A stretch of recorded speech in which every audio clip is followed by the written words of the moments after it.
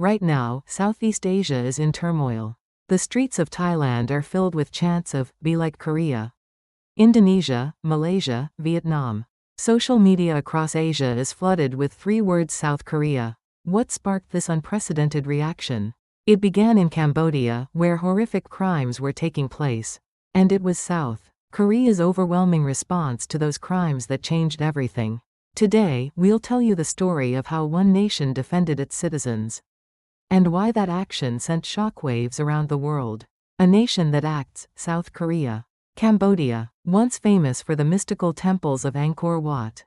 This place is now being called the Sea of Evil. Using high-paying job offers as bait, countless people were lured here: Koreans, Japanese, Thais, Indians. No nationality was spared. What awaited them was kidnapping, imprisonment, and forced labor. Voice phishing scams, online fraud, cryptocurrency schemes. These victims became tools for organized crime. Tried to escape? Torture and violence awaited them. But here's the shocking part. All of this happened under the protection of Cambodia's local power structure. Chinese-backed criminal organizations were deeply entrenched with Cambodia's ruling elite. The police couldn't touch them. The government wouldn't touch them. Or rather, they didn't want to. The desperate pleas of victims' families echoed into emptiness. Meanwhile, governments across the region hid behind excuses about avoiding diplomatic friction. Thailand talked for 40 years. Indonesia sent protest letters. Vietnam issued verbal warnings. During all that time, the number of victims snowballed. And the criminal organizations grew bolder. Then, South Korea drew its sword. 40 years of talk versus South Korea's choice. In 2024, reports came in of Korean citizens being kidnapped in Cambodia. South Korea's response was as swift as lightning and as powerful as thunder. Within 24 hours of the report, a joint government response team was assembled: Ministry of Foreign Affairs, National Police Agency, Ministry of Justice, and even National Intelligence Service operatives. This was not a simple fact-finding mission. It was a rescue operation. Emergency appointment of an interim ambassador. Plans to increase police deployment from 3 officers to 100. Veteran detectives volunteering for the mission. And most importantly, a hardline warning: if necessary, we will deploy military forces. This was not an empty threat.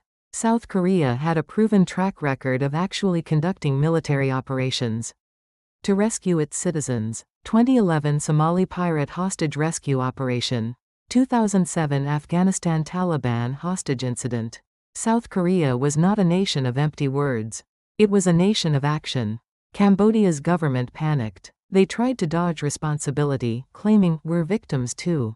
Former Prime Minister Hun Sen even posted videos of Korean women on his social media, attempting to improve Cambodia's image. Childish, deceptive, and cowardly. But South Korea stopped wasting time on dialogue. Diplomatic pressure, legal action, field deployment. Every tool was activated simultaneously. Proven by action, not words. South Korea's actions sent shockwaves across Asia. Thailand. Its social media was flooded with praise for South Korea. Korea is a true democracy. Their leaders genuinely love their citizens. Why can't our government do this? This mixture of anger and envy soon poured into the streets. Thai citizens raised their voices against their own government.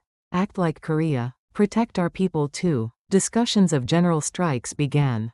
Protesters appeared in front of government buildings, some even carrying South Korean flags.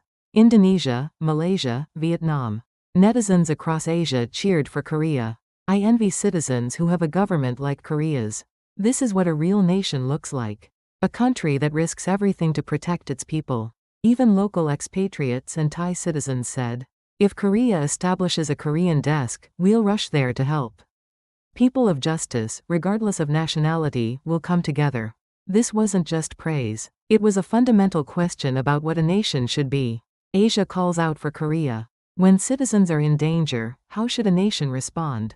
South Korea provided the clearest answer possible. Don't fear diplomatic friction. Don't worry about economic losses. Even military action is on the table. Citizens' lives come first. This was South Korea's answer. Indeed, veteran detectives volunteered for the mission. Deployment of 100 police officers was under consideration.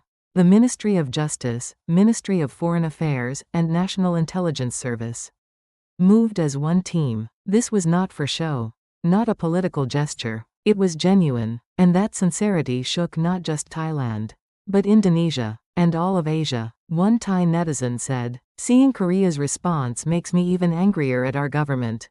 I truly envy Korean citizens who have such a government." Another wrote, "A government that fails to protect its citizens has no reason to exist." A nation's dignity is proven by action. South Korea's actions have set a new standard. Now Asian nations have no choice but to reconsider their citizen protection policies. Thailand's government is under pressure. Indonesia has begun to move. Malaysia is preparing countermeasures. The example South Korea set is changing all of Asia.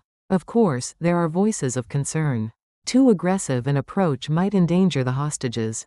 We need cool-headed judgment rather than emotional responses.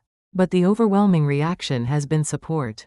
Thanks to Korea, this could be the catalyst for rooting out criminal organizations in Southeast Asia. This incident is a textbook example of how important national leadership is. I hope Korea's successful rescue becomes a good precedent for other countries. One Indonesian netizen said, "It's amazing that there's a nation that shows it with action. Our government only talks." Another Malaysian viewer wrote, "This is what a real nation looks like. Risking everything to protect your citizens." The new standard Korea has set. What we witnessed today wasn't just a diplomatic incident. It was a fundamental answer to the question, what is a nation?